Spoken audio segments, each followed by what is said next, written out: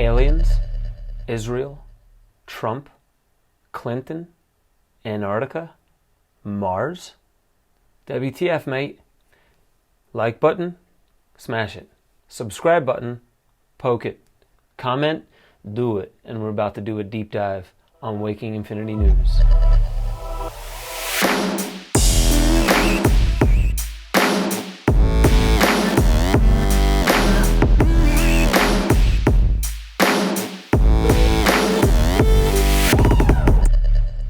I am determined that the American space program will put its full intellectual power and technological prowess behind the search for further evidence of life on Mars. More than 4 billion years ago, this piece of rock was formed as a part of the original crust of Mars. After billions of years, it broke from the surface and began a 16 million year journey through space that would end here on Earth. It arrived in a meteor shower 13,000 years ago. And in 1984, an American scientist on an annual U.S. government mission to search for meteors on Antarctica picked it up and took it to be studied. In case you guys have been living under a rock or are unfamiliar with Monica Lewinsky, that was former President Bill Clinton.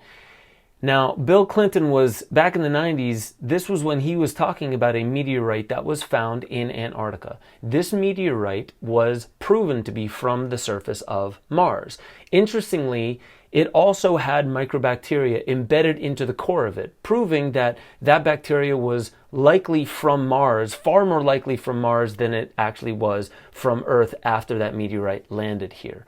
So why am I telling you about this? This isn't news. This is all the way back in the 90s. Well, if you've been paying attention to the news, you'll realize that former Israeli space security chief Hayim Ashed claims that there are alien life forms that have been communicating with Israel and Donald Trump, and they are currently posted at apparently the Hilton on Mars until humans wake up enough to understand the true nature of space and spaceships.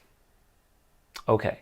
I want to get to that at the end because I feel like that's super curious. Not what aliens are, what space is, and what spaceships are. So let's go deeper. What did Hayim Ashed actually say in an article that was posted to the Israeli Post? He says, Trump was eager to reveal the existence of aliens, but the aliens in the Galactic Federation say, wait, let the people calm down first. They don't want to start a perceived hysteria. They want to make us intelligent and understandable first. Aliens are specifically telling us that we humans are not intelligent when we are not calm. Interestingly enough, 2020 seems to be the least calm, species-wide speaking, the least calm year in anybody who's alive's history. So when you look at this, even if you go all the way back to World War II, we are not in an active war right now, but this could be called a cold civil war. This could be called a cold war with China. I already brought to you the cybersecurity attack that everybody is saying it was Russia, and I go on to give a little evidence, and I've even since then spoken with people in cybersecurity, national cybersecurity, that says it's likely not Russia. I'm not going to make an official statement on that yet because I want to stay on point. Aliens are telling us to calm down first. So rule number one, this is why I keep talking about the importance of meditation. If you are not calm, if your nervous system is on edge, especially if it's chronically on edge and you don't know how to calm down, there may be nothing going on in the world that should surprise you, scare you, or get you on edge. But if you don't know how to calm down and every single day you wake up with coffee and an agenda and you're afraid that you're going to miss your deadlines and all the stuff that the modern world does to our nervous system, then perhaps we just aren't ready, not because of some external factor, but because we refuse to do our own work and we keep falling for the narratives. You guys notice that the news is always giving us something to be scared about? And every single time, that something is an impetus. It is some excuse as to why we need to, give up a bunch of our inalienable rights, crush the economy, wipe out the middle class, usher in unfathomable tracing and tracking and surveillance technology. all under the pretense of a pandemic that really has a lot of questions that are unanswered. It does, to a lot of people, look like a bad flu. You can be asymptomatic and still be a transmitter of this. The interesting thing about this is, even though this doesn't look like the most terrible pandemic, and I'm not saying there's nothing wrong with it, I'm just saying, really, you have no questions about this pandemic, and if you question it, you are anti-narrative. You must be a neo-Nazi, or you must be some kind of fascist. You have some problem with you if you're not falling in line with the narrative, and people get upset at you because you have questions. This is critical thinking. So apparently, when our nervous system is on edge, creativity and ingenuity get replaced by a feeling that we need to flee, fight, or fornicate. So when we are calm, when we are in our center, when we actually know how to connect with good posture and composure to our breath, to our heart, calm down the mind, and actually focus, then in that silence, in that space, in that thing that we call nothing, we hear something. I want to tell you guys, there are 4 plays that I believe are happening right here. There could be other ideas, other options. And the reason why I say plays, what are the plays? What's being played here? Did you guys know that the first or second, most people are actually saying it was the second person in Europe to get a COVID-19 vaccine? The name was William Shakespeare. That's pretty interesting. Doesn't have to mean anything, but let's talk about the 4 possible plays that could be happening right now at this time in history. With everything going on with the election weirdness in 2020, the Great Conjunction coming up in 5 days, which is the closest that Jupiter and Saturn will be in 800 years, almost looking like a megastar out in the sky. The interesting thing about all of this is we can take in all this information, but we don't know what to make of it. And there's so much new information coming in day by day that we forget the old, very weird, unanswered things that have been happening in this very year, 2020. So let me tell you about the 4 plays that I think could be happening right now. Play number 1. We could potentially be being prepared for a perceived alien invasion or alien contact for the entire globe, which would not actually be extraterrestrial or not from this earth, but actually something that is very terrestrial.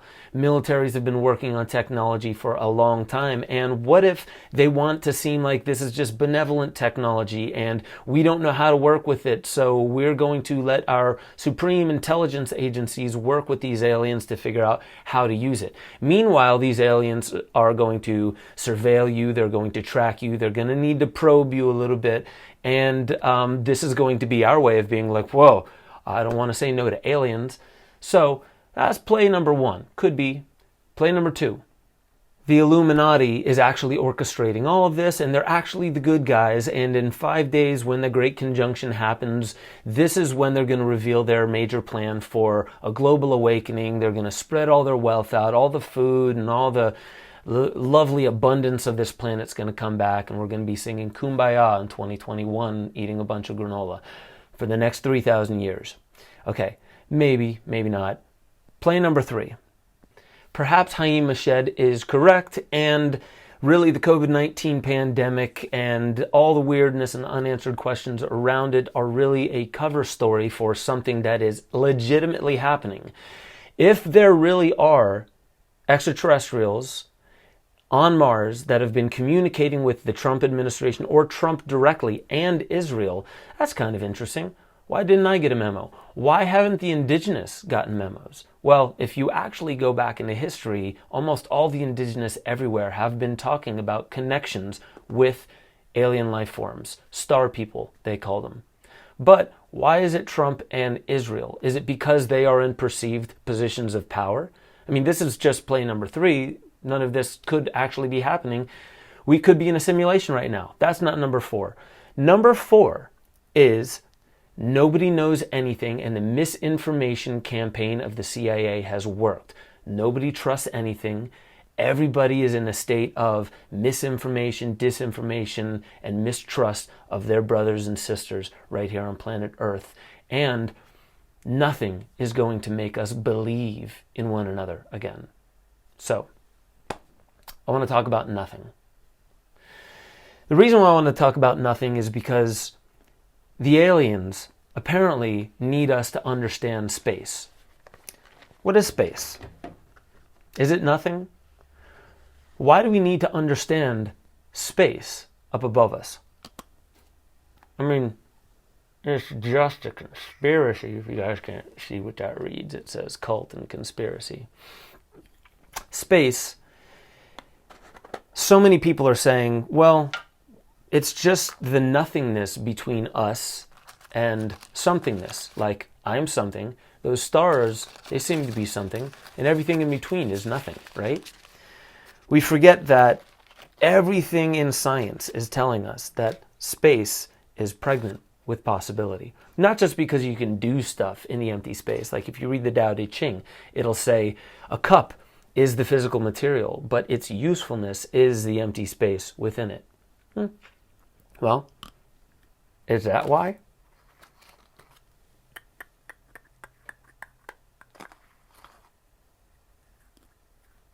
Could be. Could be. Have you guys heard of the phantom DNA experiment? DNA, and I'll get into this in a future episode, DNA organizes photons. Some even say that it produces photons, and it has this helical spiral type shape to it. Same with our microtubules, and apparently microtubules, which are smaller spindles of tubulin A and tubulin B in our neurons, they send photonic light information. Okay. Well, we don't perceive the light in between the star and us. We just perceive the source of the light. We don't see light actually traveling through empty space. The phantom DNA experiment showed that there was DNA that actually organized photons along its double helix structure.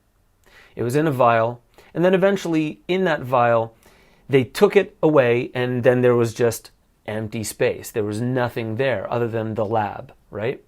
Well, they studied that spot, the same spot where the DNA once was, and they found that the photons, imperceivable to our eyes, far smaller, but these photons, tiny particles of light, were in the same structure. Meaning, we perceive this space as being nothing, but it's actually pregnant with potential and possibility. So what does that mean? What are we supposed to know? What are the aliens telling us we must know about space and spaceships?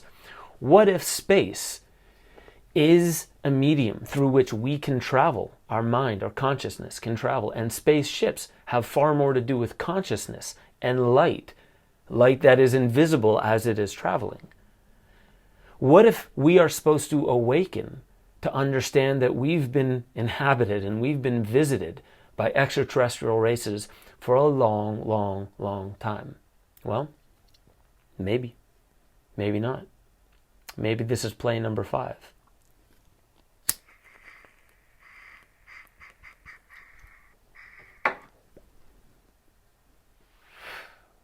But maybe this is just Waking Infinity News. I want to remind you all one more time, I try to bring you as many open options as possible rather than be the news stations that are like, this is what happened, this is what you should think about it. My name is Ben Stewart. I've made a bunch of films in the past. There may be erroneous crap in there. There may be some nuggets that you'll want to check into. Please share this page. Subscribe to the page. Share it out. Hit the like button. Give it to as many people as possible. Share it on groups on Facebook. Use social media. Stop looking at your brothers and your sisters, your mothers and your fathers, the children of this earth, as people that you cannot trust. See them as misguided. Almost, if you have to, go back into what Christ said when he said, "Forgive them, Father, for they know not what they do." Let's not blame so much. Blame is not really a useful tool. Love truly is. And if you meditate, you just might hear it. Thank you guys very much. Please keep coming back to Waking Infinity. Please donate below if you are so moved. Share this out as much as possible. And I do want to say thank you all. I gave a call to action to people to say, I need some help on this show. And I got so much of an overwhelming response that I haven't been able to reply to all of you. I did receive them. I want to reply as best as I can, but I can't take everybody on.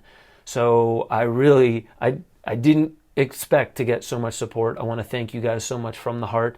I need to really work with my own meditation right now and the one other person, a good friend from Gaia, that I'm probably bringing on the team here to figure out how to organize this in an efficient way so this can be a community effort. Again, thank you all for joining me on Waking Infinity News. Next time, I'm going to show you how and why quantum computing might be a good or a very bad thing to cryptocurrency. Bitcoin is up well above $20,000, higher than it has ever been, and we are stepping into a future that I think is going to be beautiful. Stick around for the next episode of Waking Infinity News.